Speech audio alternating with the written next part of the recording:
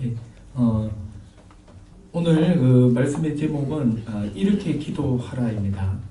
지금 우리는 종교적 영역에 있어서 바리새인과 다른 의에 대해서 살펴보고 있습니다. 그 도덕적 영역에 있어서는 우리가 5장까지 살펴봤고, 오늘은 이 종교적 영역에서 특히 이 세 가지 구제, 기도, 금식입니다. 이 구제는 이웃을 향한 경건이었고, 또 기도는 하나님을 향한 경건이고, 금식은 자기 자신을 향한 경건입니다. 그래서 이 구제, 기도, 금식은 개인 경건 생활의 아주 핵심을 이룹니다. 그러므로 마땅히 성도라면 이 세 가지가 개인 경건에 있어서 습관화가 되어야 합니다. 이 세 가지는 앞으로 우리 유라교의 모든 성도들이 실천해 나가야 될 경건 생활입니다. 이 세 가지를 실천하는 데 있어서 대원칙이 하나 있습니다. 그게 뭐냐면 6장 1절입니다. 이 6장 1절이 6장 전체에서 말하고 있는, 그러니까 기도, 구제, 기도, 금식 이 세 가지를 지켜나가는 대원칙입니다. 이 구제와 기도와 금식이 왜 개인 경건이라고 이야기를 하느냐면 6장도 1절 때문입니다. 자, 거기 이렇게 나오죠. 사람에게 보이려고 그들 앞에서 너희 의를 행하지 않도록 주의해라. 그리하지 아니하면 하늘에 계신 너희 아버지께 상을 받지 못한다. 이렇게 나오고 있습니다.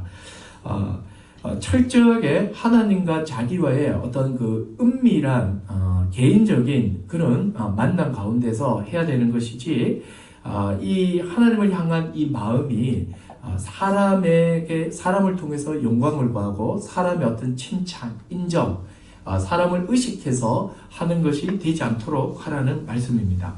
그래서 우리가 지난 시간에 우리가 구제를 첫 번째로 살펴봤습니다. 구제는 죄인인 우리를 구원하신 동기가 바로 긍휼이라고 했죠. 여기에 근거하고 있는 것이 구제입니다. 그래서 하나님의 긍휼하심을 잊고 구원 얻은 성도는 당연히 난처한 사람, 어려운 가운데 있는 사람을 향해서 긍휼을 갖게 되어 있고, 그 긍휼을 반드시 구제로서 나타내야 된다는 겁니다. 그리고 또 구제는 하나님의 준엄한 명령이죠. 하나님께서 가나안 땅 정복을 목전에 둔 이스라엘에게 그 땅에 들어가면 가난한 자가 계속해서 생긴다고 했습니다. 끊임없이 생기기 때문에 반드시 구제할 것을 명령했습니다. 그리고 구제라는 것은 이게 참된 구제죠. 내가 보상을 기대할 수 없는 사람에게 베푸는 겁니다. 그렇기 때문에 하나님께서 약속을 하셨죠. 어떤 약속입니까? 내가 갚아주겠다. 이렇게 약속하셨습니다. 그래서 구제는 하나님께 빚지우는 행위다. 이렇게도 표현을 할 수 있습니다. 우리가 공적 구제인 11조 이외에 사적 구제를 행하도록 성경은 말하고 있습니다. 그래서 이 구제가 또 개인 경건에 아주 중요한 척도가 됩니다. 제가 조만간에 제가 돼지 저금통을 지금 한 개씩 나눠드리려고 합니다. 집에서 현대판 이삭죽기처럼 동전을 한번 모아보십시오. 제가 지금 한 보름 모았는데 벌써 한 10,000원을 모은 것 같아요. 이렇게 모으면 그 돈도 상당합니다. 그 외에 우리 교회 안에는 뭐 지정헌금이나 이런 걸 통해서도 얼마든지 사적 구제를 할 수 있습니다. 그래서 여러분, 이 사적 구제는 의무감과 책임감이기 전에 이 긍휼이 바탕이 되어 있어야 돼요. 그리고 또 긍휼의 바탕을 가지고서 사람들과 교제할 때 구제가 자연스럽게 일어납니다. 그 사람의 궁핍한 상황과 어려운 상황과 또 어떤 난감한 여러 상황들을 알게 되면 조금이나마 돕게 되어 있는 거죠. 그래서 여러분들이 이 올해부터 해서 지금 제가 이 양육 커리큘럼 안에 이렇게 개인 경건을 집어넣어 놨습니다. 그래서 개인 경건에 아주 중요한 하나의 그 항목으로서 구제와 기도와 금식 이 세 가지를 넣었습니다. 그래서 올해부터 저희 교회 준회원으로서 복음의 기초를 배울 때 이 세 가지를 계속해서 체크하고 훈련할 계획입니다. 그래서 뭐 정회원된 분들은 말할 것도 없습니다. 계속해서 제가 관심을 가지고 이 생활들이 개인적으로 습관화가 될 때까지 계속해서 한 10년 정도는 지금 또 제가 체크를 할 생각입니다. 앞으로 제가 10년을 생각하면서 개인 경건과 관련해서는 이 세 가지를 우리 유라교회 안에 완전히 습관화드려야겠다. 어린애들은 말할 것도 없습니다. 그리고 또 한 가지가 성교이고, 그리고 또 한 가지가 이 다음 세대 주일학교를 세워가는 겁니다. 이걸 지금 세 가지 방향으로 잡고 지금 준비를 하고 있습니다. 그래서 여러분들이 오늘 이 지난주부터 했던 이 세 가지 이 항목은 그냥 듣고 흘릴 게 아니라 여러분들이 실제로 해야 되는 부분입니다. 그래서 오늘은 경건의 두 번째인 기도에 대해서 보도록 하겠습니다. 자, 기도인데요. 오늘 이 말씀도 마찬가지입니다. 보세요. 5절에서 예수님께서 바로 어떻게 합니까? 너희는 기도할 때에 외식하는 자와 같이 하지 마라. 그리고 또 7절을 보세요. 또 기도할 때에 이방인과 같이 하지 마라. 무엇이 전제되어 있습니까? 부제와 똑같이 기도가 습관화되어 있다는 게 지금 전제되어 있는 거예요. 기도를 하는 사람에게 말하고 있는 겁니다. 그래서 지난주와 마찬가지로 기도 자체에 대해서 잠시 좀 살펴보고 잘못된 기도를 피하고 옳은 기도를 해야 합니다. 그래서 이 기도의 본질을 제가 두 가지로 말씀을 드리고 예수님께서 피하라는 이 잘못된 기도의 예를 두 가지를 제시하고 주님이 가르치신 주기도문을 살펴보므로 오늘 말씀을 정리할까 합니다. 자, 여러분 모든 종교는요 기도를 합니다. 불교, 이슬람교, 힌두교 뿐만 아니라 무속 종교와 사이비 이단들도 기도를 합니다. 기도하지 않는 종교는 없어요. 성경에도 기도를 가르치고 있습니다. 성경에서 말하는 기도는 타 종교나 사이비 단체에서 하는 기도와 아주 근본적인 차이점이 있습니다. 제가 처음에 예수님 믿고 기도를 가르쳐주는 사람이 없어서 굉장히 고민을 많이 했습니다. 어떻게 기도해야 되는지 몰랐어요. 제일 힘든 게 기도의 대상입니다. 하나님께 기도해야 될지 예수님한테 해야 될지, 하나님한테 하면 예수님이 생각나고 예수님인데 하면 하나님이 생각나고 되게 힘들었습니다. 그리고 또 기도의 자세, 서서 해야 되는지 무릎 꿇고 해야 되는지 아니면 엎드려서 해도 되는지 누워서 해도 되는지, 또 이 손의 모양은 이렇게 합장을 해야 되는지 깍지를 껴야 되는지 별것도 아닌 것 같지만 어린 마음에 저에게는 이게 아주 큰 문제였습니다. 그뿐 아니에요. 내용도 마찬가지입니다. 내가 원하는 모든 것을 다 말해도 되는지 아니면 꼭 필요한 것만 골라서 구해야 되는지, 이뿐 아니라 제가 이제 교회를 조금 다니면서 하나님의 전지하심과 전능하심을 딱 아니까 기도가 딱 이렇게 고민이 되는 거예요. 하나님이 모든 걸 알고 모든 것을 하실 수 있는데 왜 기도해야 되는가? 하나님은 다 알잖아요. 기도와 관련해서 아마 저와 같이 이런저런 많은 궁금증이 있을 수 있습니다. 그래서 우리가 본문을 살펴보기 전에 먼저 성경에서 가르치는 참된 기도의 핵심, 그러니까 성경에서 말하는 기도, 기독교인의 기도의 두 가지 핵심을 말씀드리겠습니다. 첫 번째는요, 성경에서 말하는 참된 기도는 피조물이 창조주에게 자신의 한계를 인정하고 도움을 구하는 행위예요. 자, 무엇이 전제되어 있냐면 이게 기독교의 기도입니다. 피조물이 창조주에게 자기의 한계를 인정을 하고 피조물됨을 인정을 하면서 창조주에게 도움을 구하는 게 바로 첫 번째 기도의 핵심입니다. 피조물인 인간은 창조주신 하나님께 철저하게 의존해야 살아갈 수 있습니다. 피조물인 인간은 창조주를 기대어서 살아가는 존재예요. 이게 사람입니다.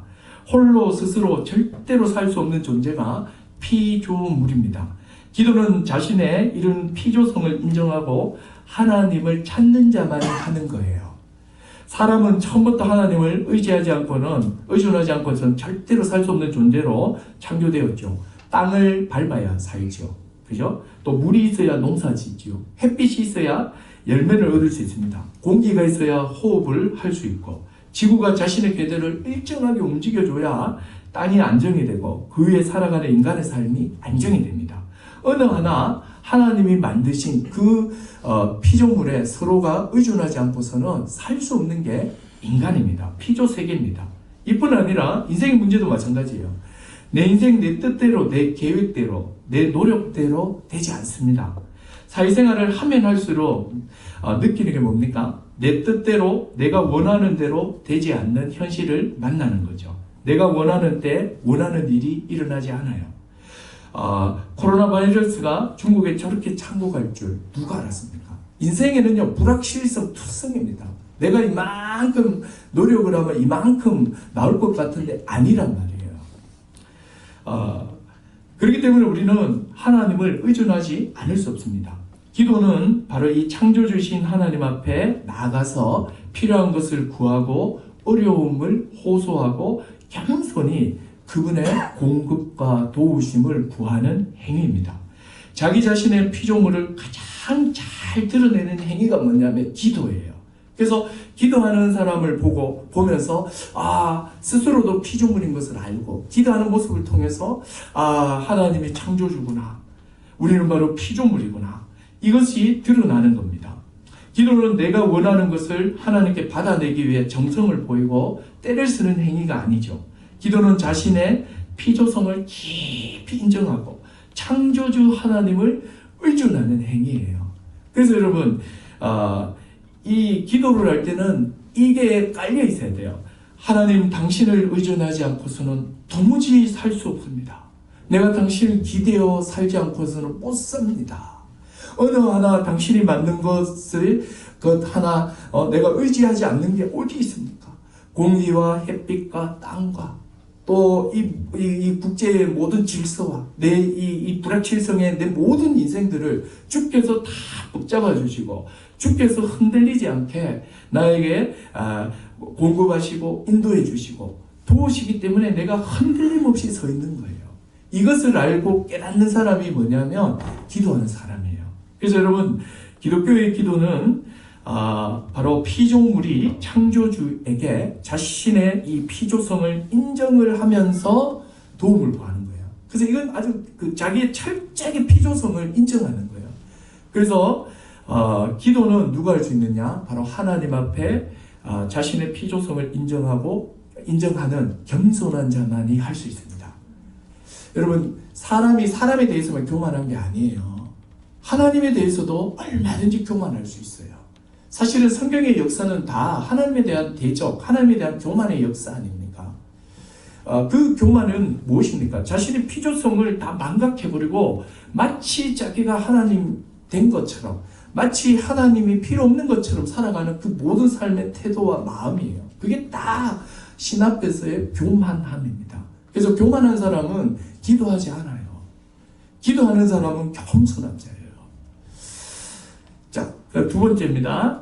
자, 두 번째로 성경에서 말하는 기도는요, 그리스도 안에서 자녀된 성도가 하나님을 아버지로 부르는 인격적 관계의 표현입니다.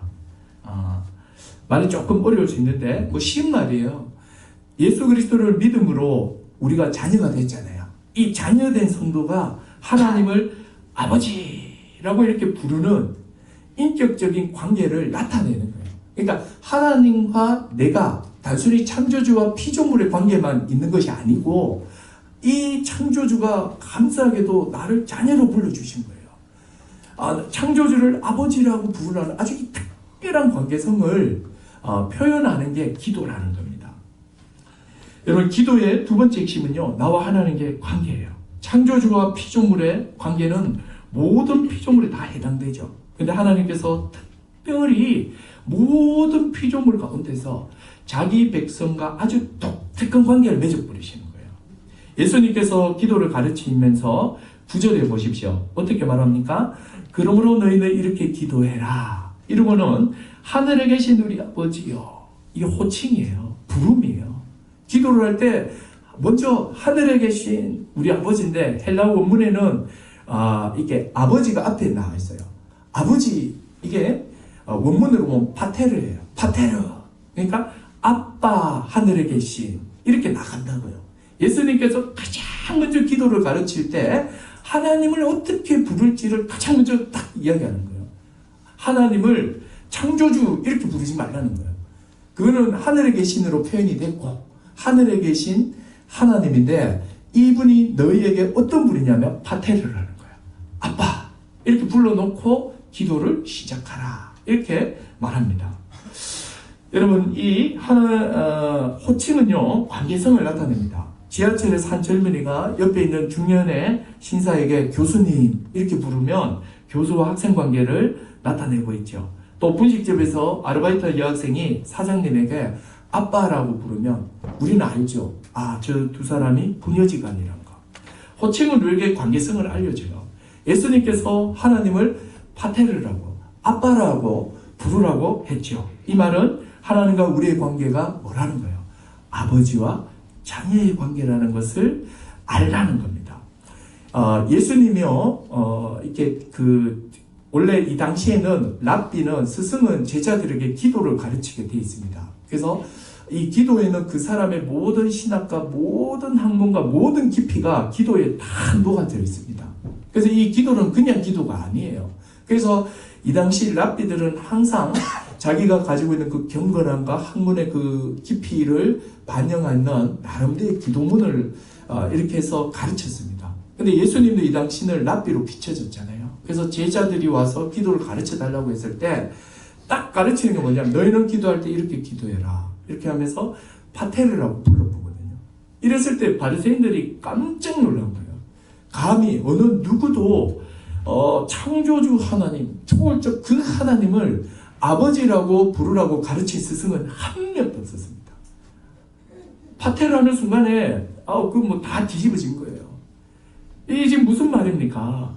예수님께서 내가 가르친 기도의 핵심은 뭐냐면 창조주와 피조물인 너희의 관계를 새롭게 설정해라는 거예요. 뭐냐? 바로 아버지와 자녀의 관계라는 사실입니다.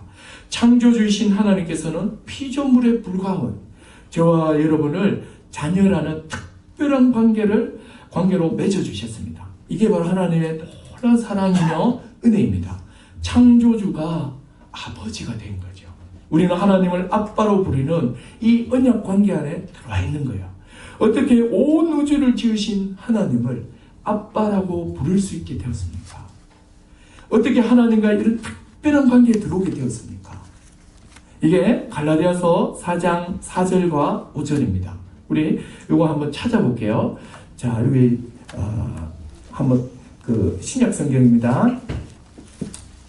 자, 한번 찾아보십시오. 이거는 일단 찾겠습니다. 고린도 후서 다음에 있죠. 306페이지, 307페이지입니다. 자, 한번 찾아보십시오. 이게 너무나도 은혜로운 말씀이어서 같이 한번 읽어보도록 하겠습니다. 자, 천천히 한번 읽어볼게요.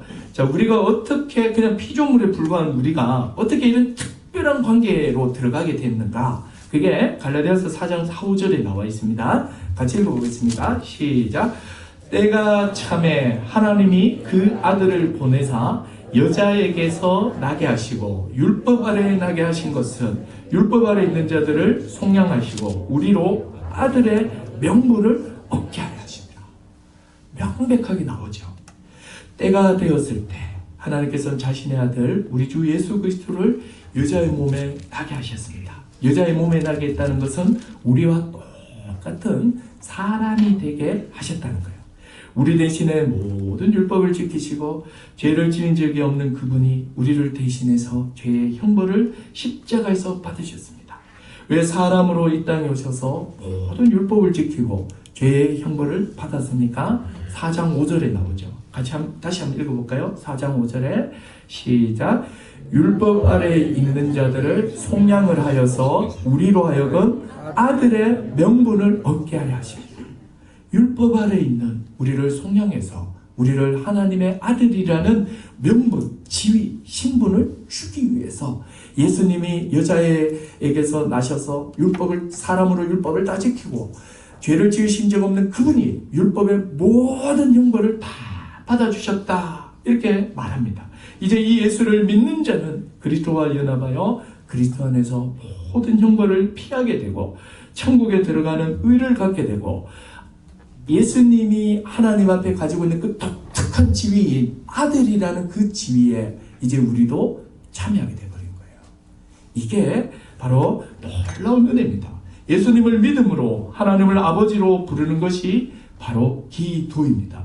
우리의 기도는 자녀가 아버지를 찾고 아버지를 만나는 인격적 교제다. 이렇게 드디어 표현을 할 수 있는 거예요.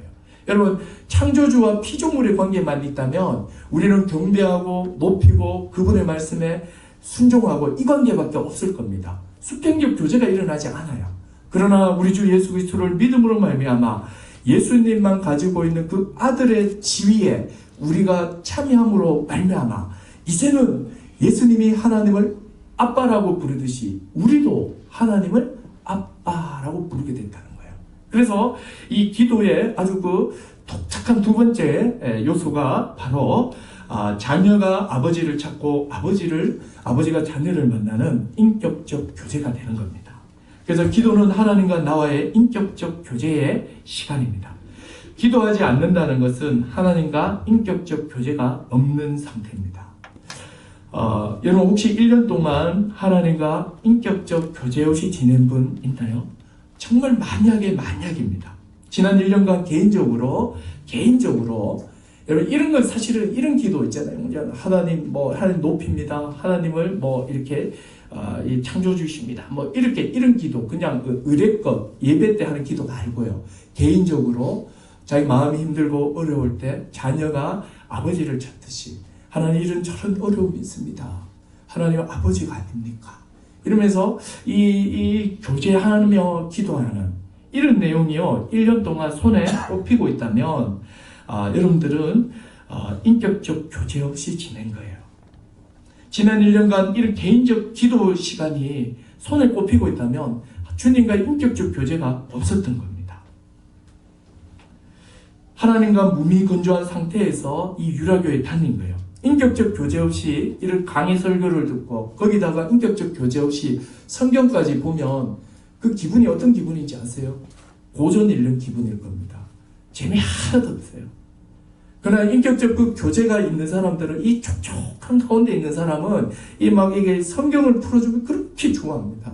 또 성경을 막 배우면 우리 하나님에 대해서 새롭게 아니까 너무 따뜻하고 좋은 거죠. 그러나 인격적 교제함이 없는 상태에서 계속 성경 한번 배워보세요. 정말 얼마나 건조해진지 몰라요. 그래놓고 이렇게 표현하죠. 성경을 자꾸 배우니까 사람이 건조해진다. 자기가 인격적 교제가 없어서 그런 거예요. 왜 여러분 기도하지 않으면서 성경 공부를 비난을 해요? 우리 교회에서 그렇다는 거 아닌데 일반적으로 그래요. 지금 나타나는 현상이 그래요. 그래서 여러분 우리가 이 인격적 교제함이 없이 성경을 보기 시작할 때 학자가 되기 시작한다고요. 여러분 우리가 왜 학자로서 성경을 봐요? 우리는 하나님의 자녀잖아요. 자녀가 아버지를 알기 위해서 이 계시의 말씀을 우리가 듣고 보는 거잖아요. 그래서 우리가 말씀을 알면 알수록 기도의 내용이 얼마나 풍성해지고 더 깊어지는지 모릅니다. 그래서 여러분 무슨 일이 있어도 개인의 기도 시간을 가지십시오. 자녀로서 아버지께 나가는 기도를 하십시오. 그래서 어렵고 힘들고 또 마음에 이렇게 답답함이 있고 내 마음을 잘 이렇게 풀어놓을 때가 없고 이럴 때 기도 시간을 가지세요. 자기의 마음을 토로하고 자기의 마음을 하나님 앞에 다 열어 제치시라고요. 이러면서 주님의 깊은 위로와 또 주님의 어떤 인정 또 주님의 그 영광을 막 보기 시작할 때 우리가 이제 막 힘을 얻고 위로를 얻고 일어나는 거 아닙니까? 저는 지금 성경에 말하는 기도의 본질 두 가지를 말씀드렸습니다. 성경에서 말하는 기도는요, 피조물로서 창조주 하나님을 완전히 의존하는 행위, 신 앞에서의 겸손이에요, 이게. 그리고 두 번째는 하나님과 아버지와 인격적 교제예요. 자녀가 아버지를 만나는 거예요. 이 두 가지를 절대 잊어버리지 말기 바랍니다. 성경이 가르치는 기도의 핵심입니다. 언제나 자신의 피조성을 고백하며 자녀로서 하나님 아버지께 친밀하게 나아가십시오. 이게 기도예요. 자, 이제 본문을 살펴보겠습니다. 자, 성경 본문으로 이제 한번 돌아와 보십시오. 자, 예수님께서는 이 잘못된 기도의 예를 먼저 지금 들고 있어요. 자, 이 두 가지인데 첫 번째 잘못된 기도가 5에서 6절 그리고 두 번째 잘못된 기도의 예가 8에서 9절 이렇게 나와 있습니다. 첫 번째 잘못된 기도는 사람들에게 보이기 위해서 하는 유대인들의 기도입니다. 이 경건한 유대인들은 18가지 축복을 나열한 기도문으로 아침, 점심, 저녁이 되면 18가지 이렇게 그 축복을 쫙 쓴 게 있어요. 그 제가 이제 한번 쫙 읽어드리고 싶은데 너무 길어요. 그러니까 인터넷에 한번 쳐보세요. 유대인들이 하루 3번 기도했던 18가지 축복문 써보세요. 거기 보면 별게 다 나옵니다. 기다란 기도문이에요. 그 기도문을 아침, 점심, 이렇게 저녁 딱 되기 직전에 하루 3번씩 그 기도문을 중얼중얼 외웠습니다. 그런데 사람에게 보이기를 좋아하는 많은 바리새인들은 큰 거리역이나 회당에 서서 기도하는 것을 좋아했습니다. 이들은 사람에게 자신이 얼마나 열심히 기도하며 얼마나 기도를 잘하는지 보이기를 좋아했죠. 하나님을 의식하기보다는 사람을 의식하는 기도였습니다. 이런 기도를 바로 외식의 기도라고 합니다. 그래서 지금 예수님께서 하신 말씀은 뭐냐면 첫 번째로 외식의 기도를 피해라는 거예요. 사람을 의식하고 사람에게 보이기 위해서 하는 기도를 하지 말라는 거예요. 기도는 철저하게 하나님과 나와의 어떤 그 개인적인 만남인데, 그러면 하나님을 생각하고 모든 생각이 하나님을 지향해야 되는데, 자꾸 이렇게 사람들한테 보이려고 하고, 기도하고 있다는 것을 막 나타내고 싶고, 이런 게 다 뭐예요? 사람을 의식하는 거죠. 자, 예수님은 바리새인들의 이 외식의 기도를 지적하시면서 처방전이 뭐냐면 골방 기도를 하라, 이렇게 가르치고 있죠. 6절에 보세요. 너는 기도할 때에 너의 골방에 들어가 문을 닫고 은밀한 중에 계신 내 아버지께 기도하라, 이렇게 나옵니다. 그래서 골방 기도는 기도의 처소를 가르친 것이 아니라 사람을 의식하는 바리새인의 기도에 대한 대조로서 말하는 거예요. 사람을 의식하지 말고 하나님과 자기 자신과만 만나는 기도예요. 피조성을 인정하면서 하나님을 아버지라고 고백하며 그분과의 만남을 의미합니다. 여러분만의 골방이 있어야 합니다. 여러분 기도에 골방이 있는지를 스스로 생각해 보셔야 돼요. 아무도 방해받지 않고 하나님과 나만 만나는 어떤 시간과 장소가 있다면 그것이 뭐 짧든지 길든지 상관이 없어요. 아무도 방해받지 않고 하나님과 나만 만날 수 있는 그런 시간과 장소라면 바로 그곳이 나의 골방이에요. 차 안이 될 수도 있고 새벽에 이 예배당이 될 수도 있어요. 아니면 모든 가족이 잠든 이른 아침 혹은 늦은 밤 이 서재일 수도 있습니다. 나만의 골방을 마련하시고 실제 기도하십시오. 이게 우리로 하여금 인격적 교제가 일어나게 해요. 그리고 예수님께서 두 번째로 잘못된 기도 나오는데 이게 이제 7에서 8절이에요. 자, 7, 8절 한번 보십시오. 이게 아마 많은 사람들이 여기에 많이 걸려 있어요. 우리가 뭐 이방인이어서 그런지 우리도 이 경향들이 굉장히 강합니다. 7절 한번 보세요. 같이 한번 읽어보겠습니다. 시작. 또 기도할 때 이방인과 같이 중언부언하지 말라. 그들은 말을 많이 하여야 들으실 줄을 생각한다.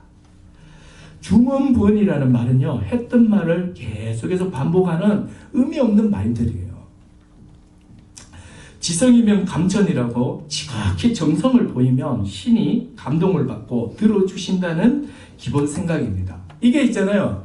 여기는 인격성이 없어요. 하나님께 기도하는 사람과 기도받는 그 신과의 어떤 인격적 이런 관계 설정이 없다고요. 없고 일방적으로 기도하는 자가 자신의 정성을 신에게 보이면 신이 내 노력과 내 정성에 감동해서 이렇게 들어준다 하는 어떤 이런 기계적 생각을 가지고 있는 겁니다.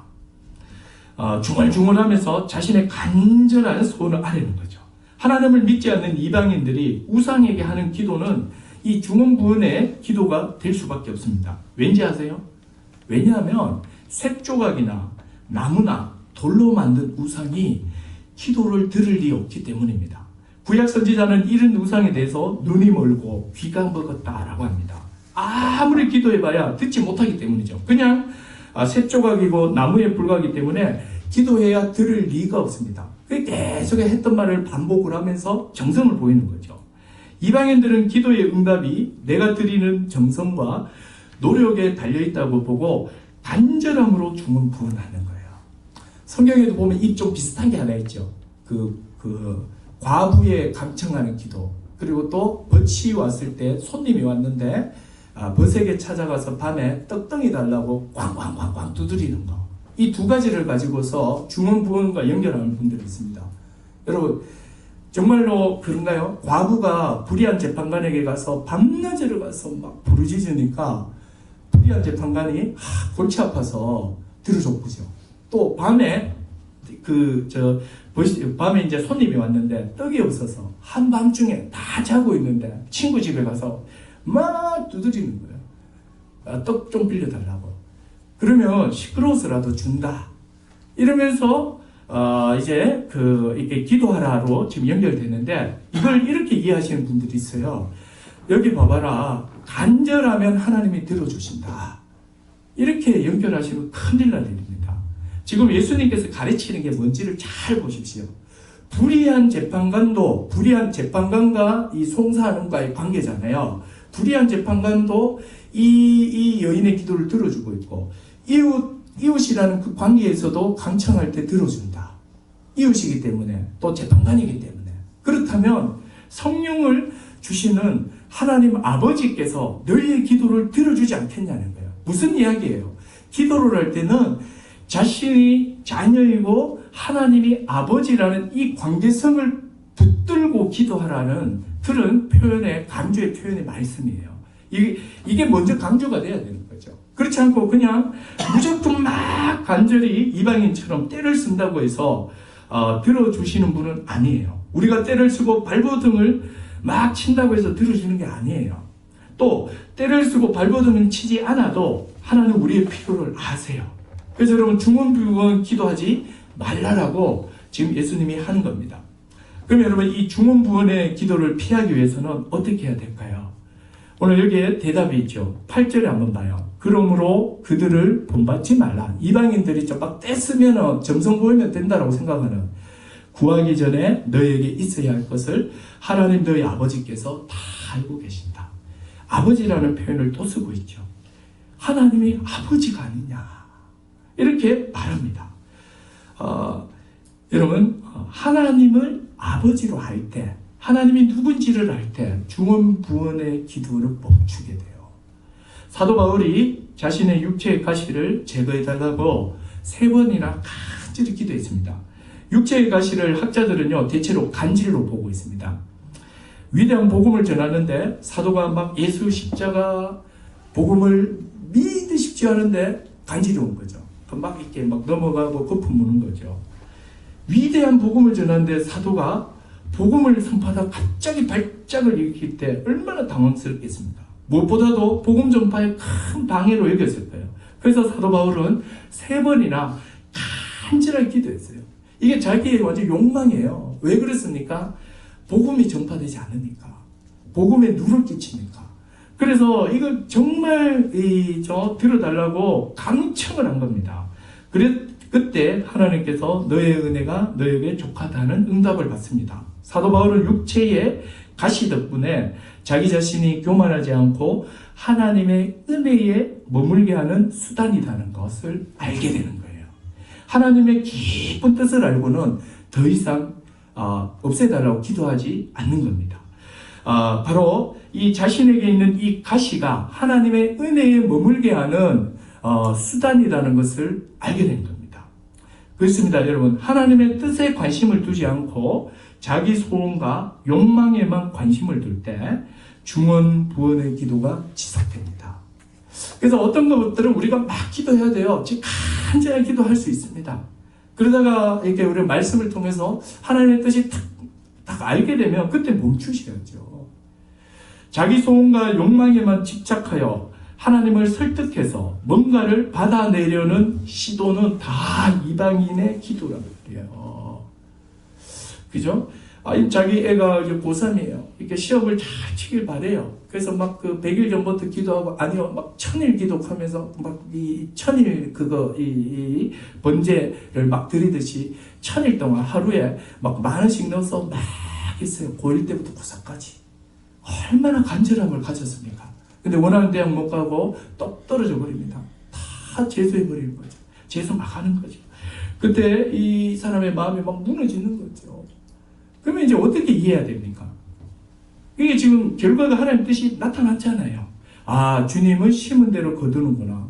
내가 기도는 했지만 이놈이 열심히 공부 안 했거나 아니면 지가 노력한 이상의 학교를 가려 했구나. 이러고 딱 받아들이면 끝나는 거예요. 그러나 자기 소원과 욕망에만 관심을 둘 때에 이럴 수가 있습니까? 이러면서 다시 제수하는 동안 10,000원 더 올렸어. 20,000원을 넣으면서 이제 365일 기도. 이게 뭐예요? 이게 죽은 부원의 기도예요. 자기 소원과 욕망에만 집착해서 하나님을 설득해서 뭔가를 받아낼 수 있다는 이 시도는 다 이방인의 기도예요. 여러분 항상 기도할 때 내가 구하는 모든 것이 다 내게 유익하지 않다는 사실을 아셔야 돼요. 우린 다 구할 수 있어요. 자녀인데 뭐 아버지한테 못 구하는 게 어디 있어요? 다 구할 수 있죠. 집 필요하면 집도 구할 수 있고, 이렇게 뭐 장사하시면 장사 잘 되게 해달라고 구할 수 있어요. 왜 못 구해요? 다 구할 수 있습니다. 아프면 낫게 해달라고 구할 수 있어요. 근데 기억하셔야 돼요. 내가 구하는 모든 것이 다 나와 내 가족에게 다 유익한 것은 아니에요. 또한 내가 구하지 않아도 내게 필요한 것을 하나님께서 아신다는 사실도 기억해야 됩니다.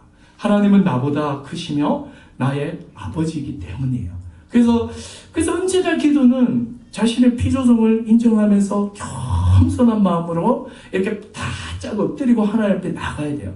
그런 가운데 또 내가 겪는 여러 어려움들이 있으니까 자녀로서 아버지 앞에 나가는 거예요. 이렇게 하고 주의 뜻이 탁 드러나면은 이것이 주님의 뜻이군요 하고 딱 짝도 엎드리고 이렇게 살아가는 거죠. 자, 그래서 예수님께서 이 잘못된 기도 두 가지를 지금 피하라고 하셨죠. 하나는 사람을 의식하는 외식하는 기도, 또 하나는 이방인과 같이 자기의 소원과 욕망에만 집착하는 중언부언의 기도입니다. 이 기도를 물리라는 거예요. 그리고 이제 그 유명한 그 위대한 기도, 주 기도문을 가르칩니다. 9절입니다. 자, 9절 한 절만 다시 읽어볼게요. 시작. 그러므로 너희는 이렇게 기도하라. 하늘에 계신 우리 아버지여, 이름이 거룩히 여김을 받으시오며. 6장 9절에서 13절이요. 제자들에게 가르쳐준 주 기도문입니다. 주님이 제자들에게 가르치신 기도를 글로 기록해서 표현했다고 해서 주기도문 이렇게 명명하고 지난 2000년 동안 교회 안에서 고백된 중요한 기도문입니다. 지금도 예배 마지막 시간에 노래로 또 말로서 주기도문을 고백합니다. 여러분, 이 성도에게 주기도문은 모든 하나님의 백성이 가져야 할 하나님 나라의 비전의 진술이에요. 그래서 여러분, 이 주기도문은 한마디로 이렇게 말할 수 있어요. 사도신경이 우리가 믿어야 될 내용이고, 십계명은 신자가 살아야 될 삶의 규범이고, 주기도문은 뭐냐면 신자가 가져야 될 하나님의 비전이에요. 그 비전이 뭐냐면 바로 하나님 나라입니다. 이 주기도문의 모든 내용이 다 하나님 나라라는 사실입니다. 제가 한 5, 6년 전인 것 같아요. 그때 제가 금요 기도회 때 10번에 걸쳐서 제가 다 강의를 했었어요. 그래서 제가 앞으로 다시 금요 말씀 강좌 시간에 다시 한 번 더 할 생각이 있습니다. 그래서 오늘은 이거 자세하게는 말 못하고 전체적인 구조와 핵심 내용만 살펴보겠습니다. 자, 여러분, 적어도 주기도문의 구조는 좀 이해하고 이렇게 좀 이걸 암송하고 또 고백하면 좋겠습니다. 자, 먼저 주기도문의 구조예요. 주기도문은요, 크게 세 부분으로 이루어져 있습니다. 정확하게 세 부분이에요. 뭐냐면 부름말과 6개의 청혼과 송영으로 이루어져 있어요. 이게 3구조인 거죠. 하늘에 계신 우리 아버지요, 이게 부름말이에요. 이 부름말은 뭐를 나타냅니까? 하나님과 기도하는 자의 관계를 나타내는 거예요. 파테르로 시작한다 그랬죠. 바로 기도하는 자와 기도를 받으시는 하나님이 어떤 관계냐면 바로 아버지와 자녀의 관계라는 거예요. 너희는 주님이 가르치신 기도에 있어서는 너희는 자녀로서 하나님 앞에 나가라는 거예요, 지금. 자, 그것이 바로 부름말입니다. 그리고 이제 뒤이어서 6개의 청원이 나오고 있죠. 이 이름이 거룩히 여김을 받으며, 이 앞에 당신이 다 빠졌어요. 당신의 이름이 거룩히 여김을 받고 당신의 나라가 임하며 당신의 뜻이 하늘에서 이룬 것 같이 땅에서도 이루어지이다. 이 앞에 이 세 가지는 하나님에 대한 세 가지 청원이에요. 하나님과 관련된 세 가지 청원이에요. 하나님의 이름이 거룩히 여김받기 원합니다. 하나님의 나라가 지금 여기에 임하기 원합니다. 하나님의 뜻이 하늘에서 이룬 것처럼 이 땅에 이루어지기를 원합니다. 그리고 또 뒤이어 나머지 세 개가 나오죠. 우리에게 일용할 양식을 주시고, 우리가 우리에게 죄전자를 사하여 준 것처럼 우리 죄를 사하시고, 우리를 시험에 들게 하지 마시고. 이것은 우리에 대한 세 가지 청원이에요. 그래서 주기도문은 부름, 청원, 송영이 있는데, 이 청원은 이게 주기도문의 핵심이죠. 6가지 청원인데, 이 6가지 청원은 앞에 세 가지는 하나님과 관련된 거고, 뒤에 세 가지는 우리와 관련된 세 가지예요. 그래서 우리와 관련된 이 세 가지를 눈여겨보셔야 돼요. 첫 번째는 뭐죠? 일용할 양식을 달라는 기도입니다. 그리고 두 번째는 우리가 죄 용서함을 받았기 때문에 우리도 다른 사람을 용서하게 해달라는 거예요. 이게 뭐예요? 관계잖아요. 일용할 양식을 달라는 먹고 사는 문제잖아요. 먹고 사는 문제를 구하고, 두 번째는 사람들과의 관계에서 용서의 문제가 나오는 거죠. 그리고 세 번째로는 시험에 들게 하지 마시고 악에서 구하소서. 즉 사탄 마귀의 공격으로부터 우리를 보호해 달라는 거예요. 말씀대로 살 수 있도록 그렇게 이루어져 있고, 그리고 마지막에 송영이죠. 나라와 권세와 영광이 아버지께 영원히 있습니다. 바로 주기도문의 목적입니다. 하나님 나라와 그 권세와 영광에 대한 찬양입니다. 그래서 이 주기도문이 이런 식으로 세 개의 부분으로 나눌 수 있죠. 그죠? 부름, 하나님 하늘에 계신 우리 아버지요. 부름. 그리고 6가지 청원, 그리고 송영으로 끝이 나는 거예요. 근데 이 주기도문의 핵심 내용을 예수님께서 마태복음 6장 33절에 이렇게 또 요약을 하셨습니다. 자, 6장 33절을 또 한번 보십시오. 이게 사실은 주기도문의 핵심 내용을 요약해서 하신 진술입니다. 자, 6장 33절 시작. 그런즉 너희는 먼저 그의 나라와 그의 의를 구하라. 그리하면 이 모든 것을 너희에게 어떻게 하신다고요? 더하신다. 우리가 구해야 할 부동의 1순위는 바로 그의 나라와 그의 의입니다. 6가지 청원이에요. 하나님 나라가 임하는 것은 예수님이 이 땅에 오신 목적이에요. 아담의 타락 이후로 모든 사람은 하나님 나라에 들어갈 수 없게 되었죠. 그러나 예수 그리스도의 십자가 복음을 믿음으로 말미암아 다시 하나님께 들어갈 수 있는 길이 활짝 열렸습니다. 예수 십자가를 통해 이 땅에 시작된 하나님 나라가 온전히 임하도록 기도하는 거예요. 이 기도의 내용이 바로 앞에 있는 청원 3가지예요. 주님의 나라에, 하나님의 나라 이 땅에 임함으로 말미암아 주의 백성을 통해서 하나님의 이름이 거룩히 여김을 받으시고, 또 주님의 나라가 온전히 여기에 나타나서 주의 통치가 실현되게 하시고, 또 하늘에서 주님의 뜻이 이루어진 것처럼 지금 바로 여기 이 땅에서 이루어지게 해달라는 겁니다. 그리고 뒤에 있는 이 3가지 한번 보세요. 일용할 양식, 죄사함, 사탄으로의 보호. 이거는 이 3가지는 하나님 나라가 이 땅에 임함으로 시작된 여러분 하나님 백성의 복이에요. 복. 자, 이 말을 조금 잘 한번 이해해 보십시오.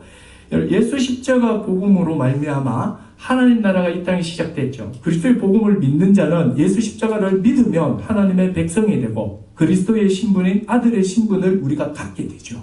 그럼 이제 하나님 앞에 우리는 하나님의 백성으로 나가고 또 하나님의 자녀로서 나가는 거예요. 그래서 하나님의 백성이요 자녀된 자는 이 3가지를 당당하게 구할 수 있고 또 반드시 구하셔야 돼요. 첫 번째로는요, 먹는 거 구하셔야 돼요. 하나님은 우리를 다스린 왕이고 돌보시는 아버지잖아요. 그렇기 때문에 그의 백성을, 그의 자녀를 먹이고 입히시잖아요. 그래서 우리가 일용할 양식을 구할 수 있는 거예요. 그래서 여러분 의식주 문제가 생길 때 이렇게 대출도 알아보시고 별거 다 알아보시지만 근본적으로 이렇게 알아보셔야 돼요. 하나님의 아버지가 아닙니까? 하나님이 왕이 아닙니까? 주의 백성이 헐벗고 있고 주의 백성, 주의 자녀가 잘 집이 없습니다. 지금 임대주택이 잘 나와 있습니다. 거기 반드시 되게 해주세요. 이렇게 기도하는 거예요. 이게 바로 일용할 양식을 구하는 거죠. 또 우리가 예수 십자가 공로로 왕이신 하나님부터 죄 사함을 얻었기 때문에 거기에 근거해서 우리는 또 다른 사람을 죄를 용서할 수 있는 능력이 있거든요. 여러분, 용서는 화평을 가져와요. 관계를 회복시키는 거예요. 그래서 이게 관계가 회복되고 화평한 관계가 자유이며 복이에요.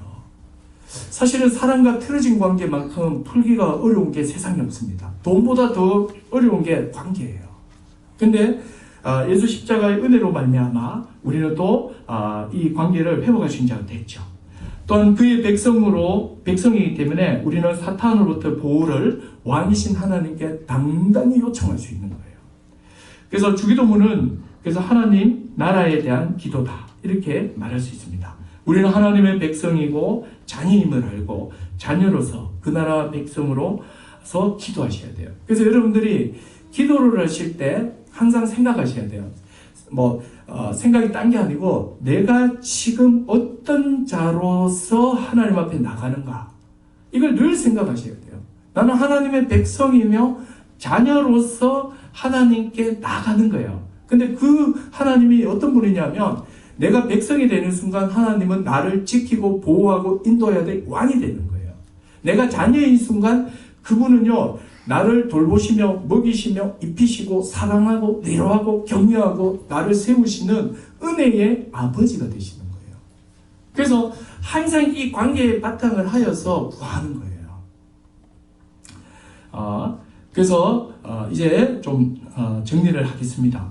자, 이게 주기도문의 간략한 구조이며 핵심 내용이에요.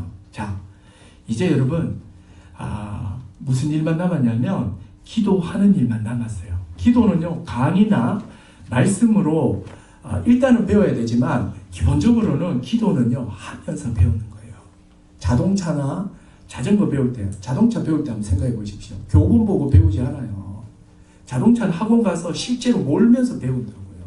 기도가 이와 똑같습니다. 주님은 기도한다는 것을 전제로 하여 주기도문을 가르쳤어요.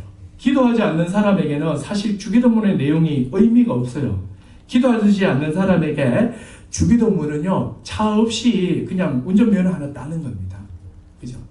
쓸 일이 없는 일을 하는 거예요. 저는 여러분들이 쓸 일 없는 그런 이 시간이 안 됐으면 좋겠어요. 정말 기도를 하십시오. 예수님은 하나님의 아들로서 우리의 기도의 본을 보여주셨죠. 공생의 시작을 광야에서 40일 금식 기도로 시작하셨고 사역하시면서 수시로 사람들이 없는 한적한 곳으로 주님의 골방으로 가셔서 기도하셨어요. 또 겟세마네 동산에서 기도할 때는 습관을 따라 기도했다고 합니다. 예수님은 기도가 아예 습관이 돼 있으신 분이에요. 사람들이 막 몰려올 때 습관적으로 기도하러 가게 되고 몸이 피곤할 때 습관적으로 기도하시는 거예요. 예수님은 기도가 습관화가 되어 있는 분이에요. 예수님은 십자가상에서도 기도하셨습니다. 예수님은 기도로 사역을 시작하고 기도로 사역을 마치셨습니다. 예수님은 기도의 가장 완벽한 모델이에요. 우리의 영혼의 구세주이고 우리 영혼의 주인이시며 우리의 스승이신 우리 주 예수 그리스도가 기도의 삶을 사셨다면 그의 제자인 우리도 마땅히 기도하는 게 맞아요. 기도가 습관화 생길 때까지 기도하십시오. 온라인의 기도에 거룩한 습관이 생기기를 바랍니다. 처음에 혼자 기도 습관 들이는 게 어려우신 분은 모여 기도하세요. 새벽에 나올 수 있으면 새벽에 하시고 금요일에 있으면 금요로 나오십시오. 대신에 공통적으로 기도하지 않는 사람이 가지고 있는 두 가지 핑계가 있습니다. 이 핑계가 생길 때마다 이 문장으로 이겨내세요. 대부분 다 너무 바빠서 기도 못한대요. 너무 바쁘기 때문에 기도하지 않을 수 없다는 루터의 말을 기억하십시오. 너무 바쁘세요? 그러면 루터의 말을 기억하세요. 나는 지금 너무 바쁘기 때문에 그분이 하루에 기도를 2시간씩 한 사람입니다. 내가 지금 너무 바빠서 기도를 3시간 하지 않으면 안 된다 그랬습니다. 여러분 기도하지 않는 사람 이 말의 의미를 몰라요. 바쁜 사람이요. 왜 바쁜지 아세요?